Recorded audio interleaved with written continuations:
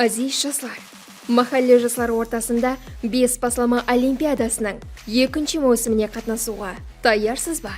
Онда бес баслама олимпиадасы екінші маусымнен орын алған таңлау һәм жарыслар менен танысың. Осы жылдың сентябрь-декабрь айларында милли һәм заманауи саз атқарушылығы таңлауы. Жастар арасында саламат тұрмыс тарзы һәм спортты ғалабаластыру мақсатында.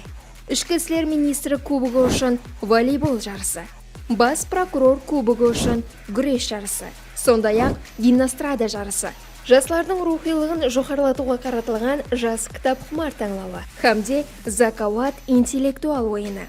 Сондай-ақ имканияты шекленген жастар ортасында паралимпия спорт жарыслары болып өтеді. Арзаларды қабылдау 11 августтан басыланады. 5-шабыз.uz сайты арқылы тізімнен өтің һәм қатарымызда болың.